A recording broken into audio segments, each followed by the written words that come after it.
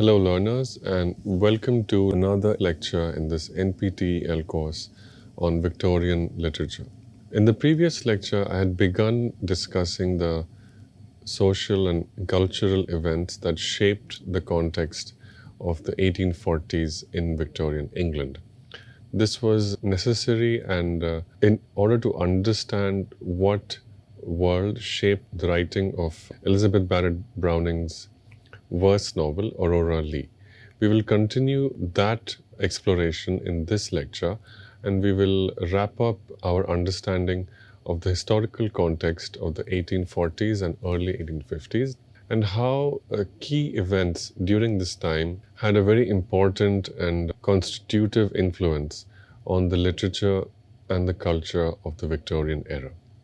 So, in the previous lecture, I indicated that even though there were many conditions for violent uprising or radical and revolutionary change in Victorian England, that revolution did not occur. Right? And there have been multiple explanations for why such a revolution did not occur. And I'll briefly recall in summary why that revolution did not occur. We can roughly attribute two reasons to this lack of radical change in England. The first is that by the time the decade turned, by the time the 1840s turned into the 1850s, there was a great deal of material and economic prosperity. Whether it was actual prosperity or whether it was perceived by some and claimed to be universal, while in fact being confined to a small community or small section, that is another question, and that we will address when we look at how different writers responded to this economic prosperity, either as a perception or as a reality. But nonetheless, the fact remains that there was a very widespread perception of economic prosperity. The second reason for why this sort of a radical or revolutionary change did not occur is that many of the problems which might have necessitated radical change were already being addressed indirectly through legislative reforms. And the reforms that were being passed in this decade of the 1840s were in some ways inspired by and unleashed by the major work which had been accomplished by the Reform Bill of 1832, which I had discussed in my opening lectures and which I also spent some great deal of time explaining and understanding what it was, where it came from, and how it set the tone for the changes that would follow. Let us try and understand now what subsequent legislation was undertaken in the wake of this original Reform Bill of the year 1832. There was the Poor Law Amendment Act of 1834 and subsequent revisions of this law. There was the reduction of tariffs on imported items passed in 1842. There were the Factory Acts of 1844 and 1848. These limited the number of women and children could work. There were the Town Improvement Clauses Act of 1847, which expedited the implementation of measures for paving, draining, and lighting streets in British cities. There was the Public Health Act of 1848, and as important as any of these pieces of legislation, the repeal of the Corn Laws in 1846. So we can see, and this is something I had indicated in my first lecture, that we would see more of this. And what we see here is a series of incrementally increasing intervention in the social and political life of its citizens by the British government. Right?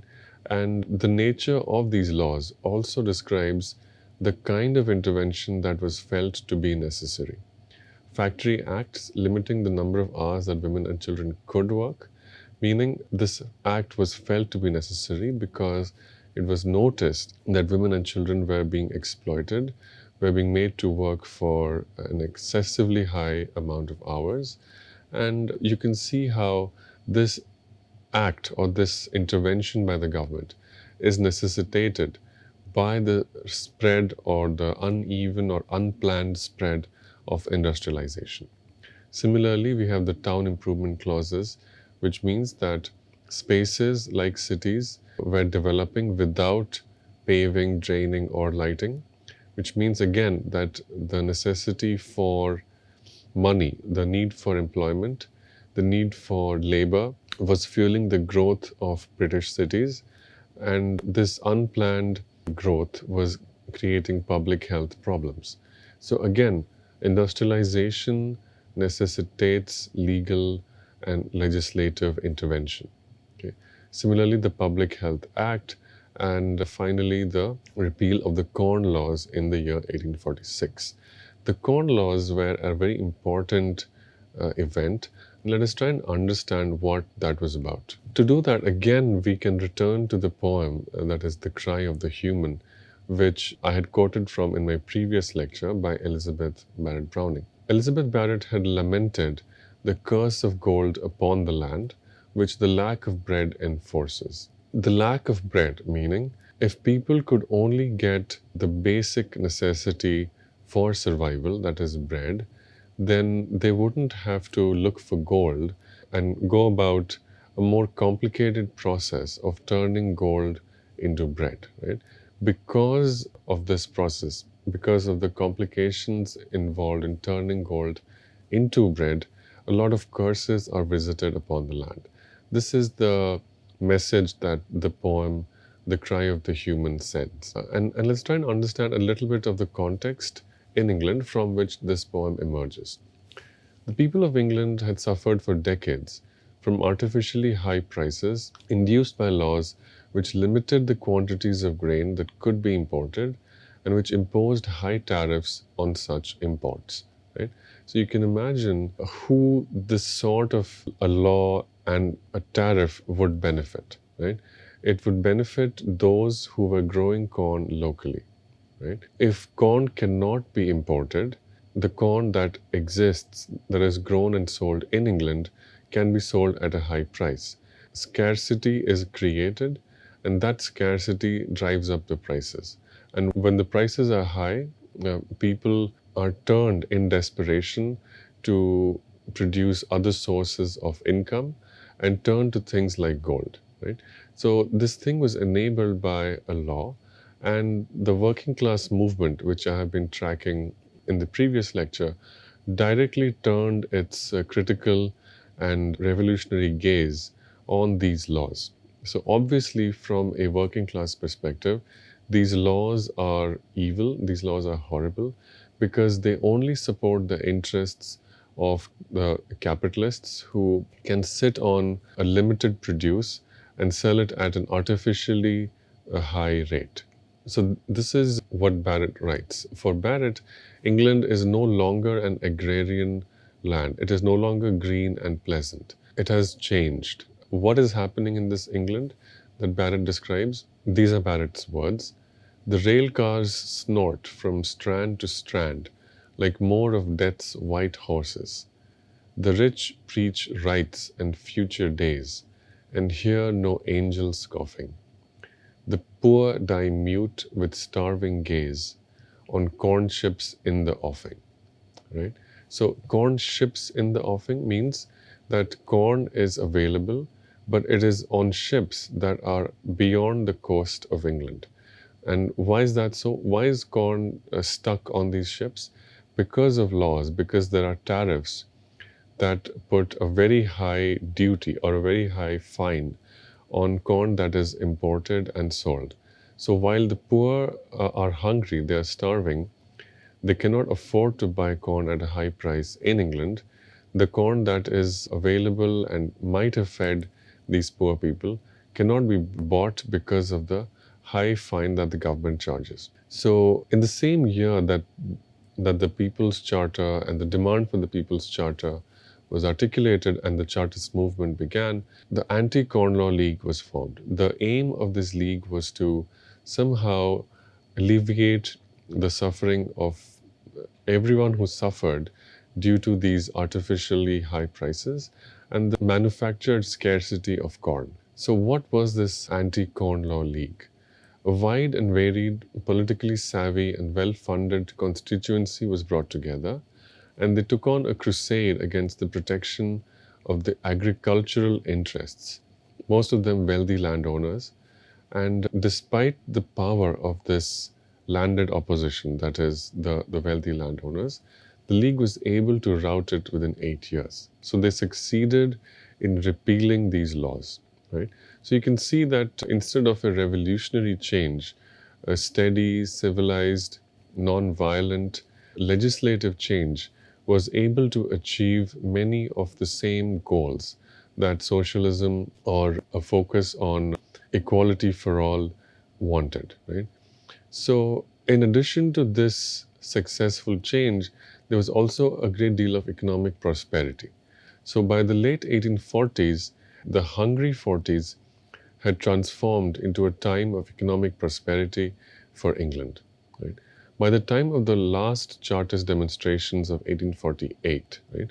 So, the Chartist demonstration, if you'll recall from the previous lecture, wanted wide-ranging reform, wanted to democratize the voting process, wanted universal male suffrage, wanted to reduce the property limitation for MPs, wanted a salary for MPs, and many other changes which appeared too radical and were ultimately not passed. Their last strong and attempt to produce this change was in 1848. At this time, however, their demand was not very attractive because one of the chief reasons for the economic impoverishment, that is, the scarcity of food and the high prices of food, was actually already no longer a problem.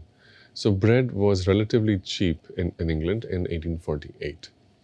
And working and living conditions for the poor were improving measurably. Further, demand for English goods in foreign markets and at home was high, and wages were increasing accordingly. England was slowly becoming the world's manufacturing center.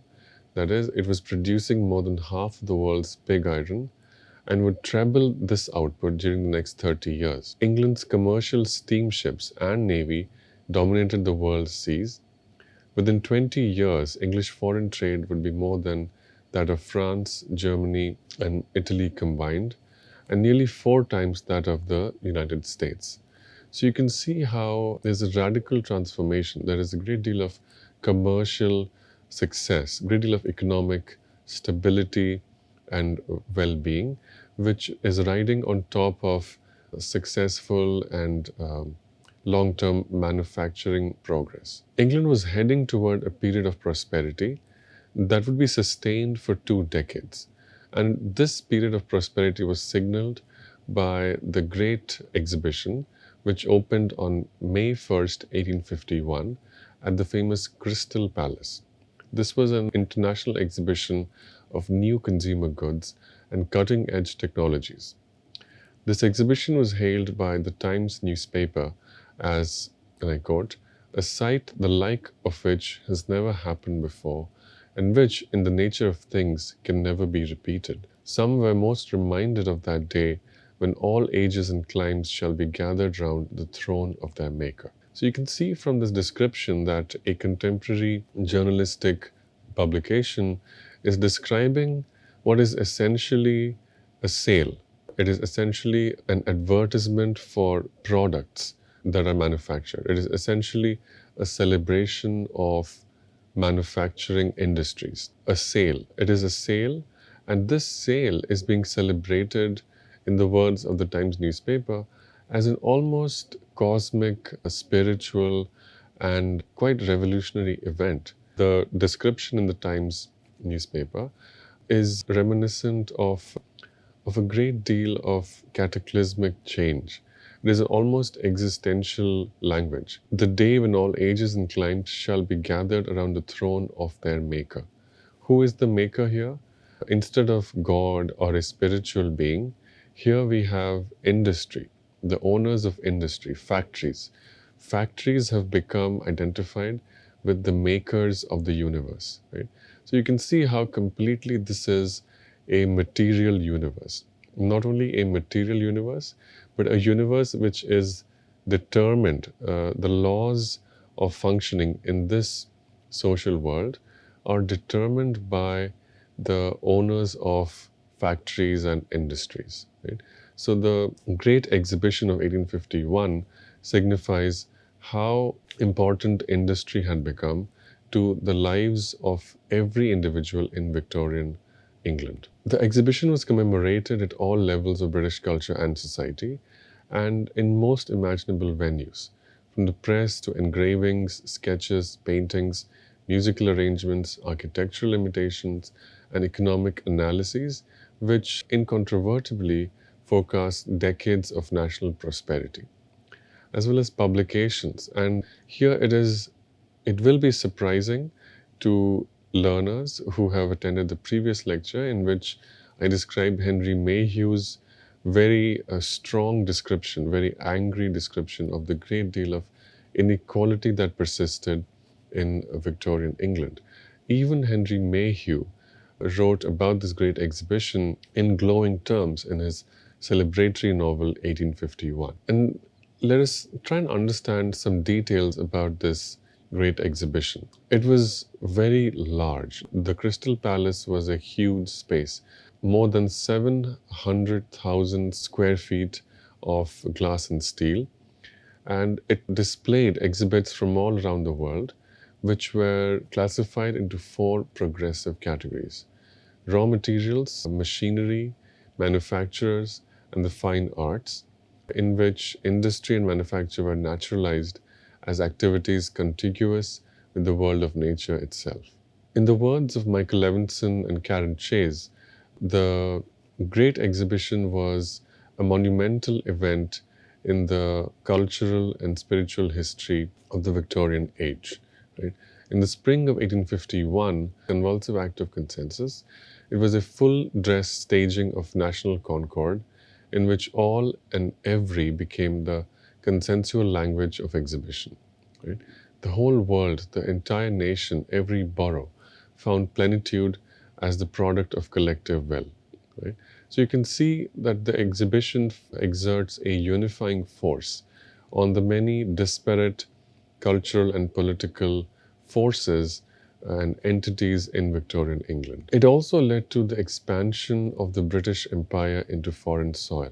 So the economic prosperity that I have been describing applied not only to the growth of commercial and industrial interests in England, it also led to the consolidation of the British Empire. And this demonstrates what I had mentioned in my third and fourth lectures about the good, bad, and ugly legacies of Victorian literature. That is, the 19th century marks the peak of the British Empire. And we can see here how the peak of the British Empire emerges from the success of British manufacturing and industry. The idea of the Great Exhibition could never come to fruition if England had, like the rest of Europe, during the 1840s, undergone cataclysmic revolution. Instead of revolution in England, England expanded beyond the borders of England. Instead, England experienced a gradual movement towards higher standards of living, sustained in subsequent decades and impelled by the ineluctable forces of industrial capitalism and legislative reform. There were a great deal of signs of progress, and let us try and understand this period of progress through some numbers. Between the years 1851 and the year 1883, the national income doubled, the real income per head rose nearly 30%, and exports increased almost more than 200%. The pace of building infrastructure such as railroads, canals, bridges, factories, centers of government, administration, warehouses, churches, as well as middle-class suburbs was frantic. Across the seas, England found markets for its goods, and the success of these markets led to the expansion of the British Empire. These markets and these goods helped expand the British Empire. Just some instances of this expansion: Canada and New Zealand became self-governing British imperial territories, Canada in the year 1839 and New Zealand in the year 1854. In the year 1849, Punjab was annexed and added a significant territory to the British Crown. In the year 1851, gold was discovered in the coast of Australia, and which led to a great deal of immigration and one of a series of multiple gold rushes in the 19th century. This prosperity was also reflected in fiction. In the fiction of the early 1850s and subsequent years, we see how money and financial problems are dominant issues, and money and financial problems often provide the basis for plots. The protagonists of many of these novels start very poor, but unlike the protagonists of the novels from the 1840s, they move upwards in the economic and social ladder. While the novels of the 1840s began and ended in economic conflict and described the great deal of poverty that a lot of workers in England suffered, novels of the 1850s and subsequent years described the upward mobility of fictional characters. These novels were readily embraced by bourgeois audiences whose interest in their own progress towards financial prosperity and enhanced social status was boundless. So there was a very receptive and quite enthusiastic market for stories of upwardly mobile fictional characters. One could be born poor, but one could easily make one's way up the social ladder. This was an optimistic, forward looking, and very hopeful outlook on economic progress, which was found in the novels of the 1850s. And one can read an instance of this in the novel David Copperfield by Charles Dickens, published in the year 1850. And here is how David describes himself. David writes, in the words of Charles Dickens, "Whatever I have tried to do in life, I have tried with all my heart to do well. Whatever I have devoted myself to, I have devoted myself to completely. There is no substitute for thoroughgoing, ardent, and sincere earnestness." What we can see in this phrase, in the use of the words earnestness, ardent, and devotion and sincerity, is that the conditions for success are there. The resources for prosperity exist. One only has to go forth and exert oneself.